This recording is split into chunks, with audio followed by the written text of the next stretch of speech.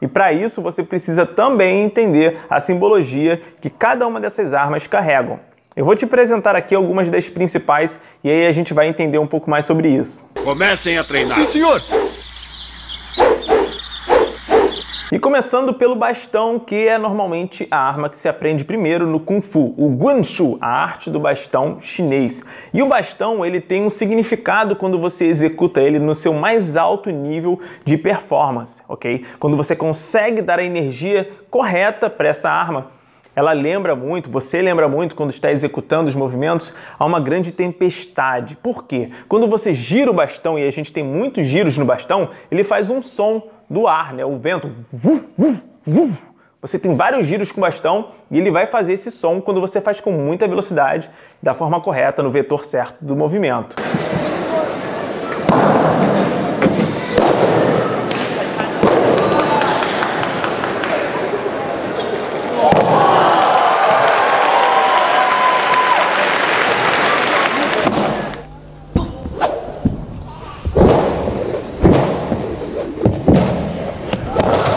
几个难度动作呢，现在都已经完成了。现在就是看后面的一些小细节，不要出偏差。比赛当中拿到了男子双刀的冠军。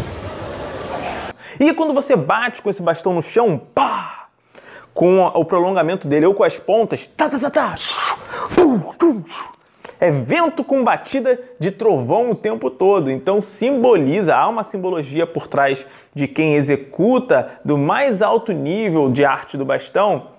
Há a simbologia de uma grande tempestade. Você faz uma tempestade, né, um tempo turbulento com trovões e ventania através do seu movimento. Então, se você quiser apresentar um bastão no seu mais alto nível, você tem que trazer para aquele ambiente essa tempestade. Isso é muito interessante. Vocês percebem que assim o Kung Fu está sempre conectado com elementos da natureza. E a mesma coisa a gente vai ver, por exemplo, no facão. Né? Quem treina bastão, geralmente treina o facão também.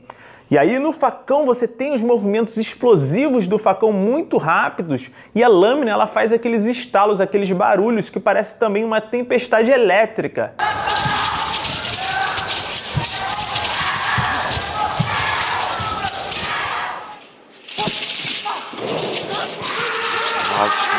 Great stuff. E muitas pessoas associam na China o facão com o tigre, porque o tigre, ele além de ter essa ferocidade que remete aos nossos instintos, né, muito veloz, uma coisa mais assim, sabe? O facão também tem essa questão de sair cortando em tudo quanto é direção, sem muito um pensamento lógico, é mais guiado pelos instintos, por isso que manusear o facão não é muito difícil, ok? Então ele tem essa ligação com o instinto, né, selvagem. O facão ele é muito selvagem quando você executa ele, ele deve ser executado de forma muito rápida, também lembrando não somente o tigre do pensamento coletivo chinês, mas uma tempestade elétrica.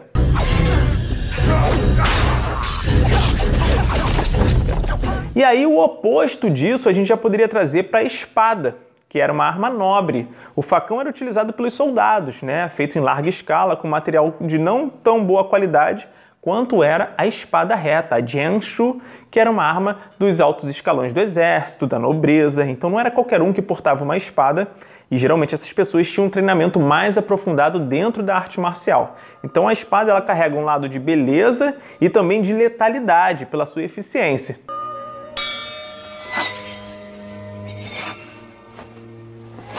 Então a espada ela vai ter uma beleza nos movimentos, uma fluidez maior, um controle, um equilíbrio maior que você encontraria no facão, porque ela representa essa beleza, representa a nobreza.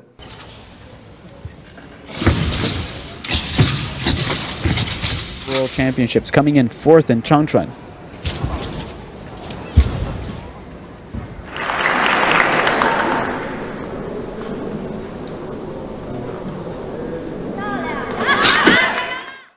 Já se a gente for estudar um pouco da lança, a Qianshu, a lança, quando ela é bem executada também no seu mais alto grau de nível técnico e de performance, você exterioriza para ela um movimento de um dragão chinês.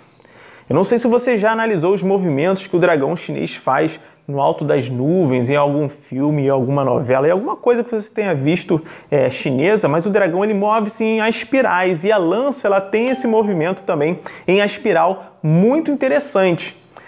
E quando você consegue transmitir isso nos seus movimentos, a lança vai para cá, ataca, ela vem e volta, o dragão é como se fosse isso, muito rápido.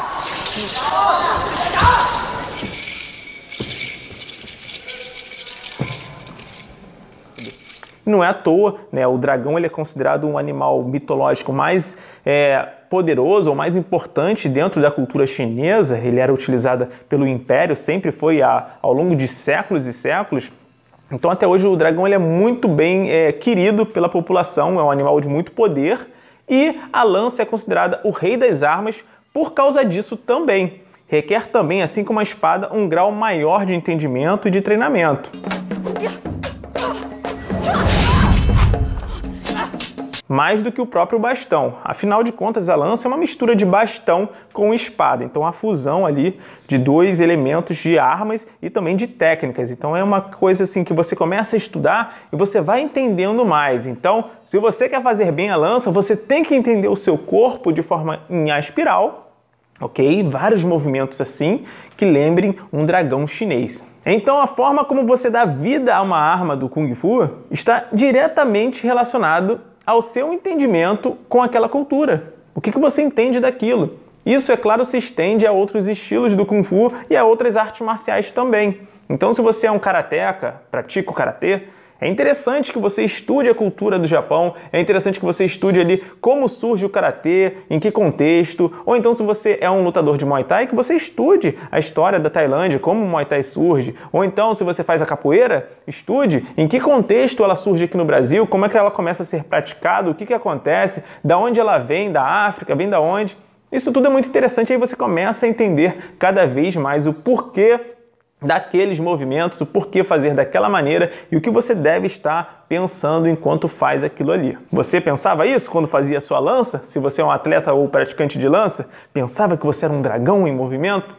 Comece a adotar isso agora e comece a pesquisar mais sobre mitologia, sobre histórias e folclore chinês. Isso vai ajudar muito no seu entendimento.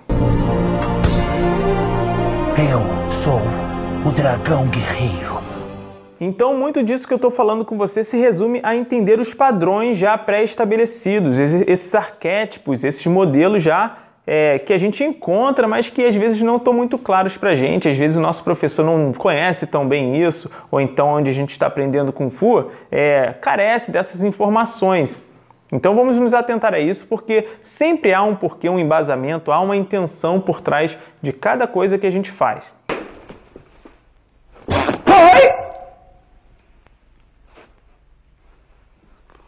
Emotional content. Ainda dando exemplos, eu queria falar do Chanquan, que é justamente o estilo onde eu me especializei dentro do Kung Fu. O Chanquan é um estilo longo do Kung Fu, um estilo aberto que trabalha muita postura.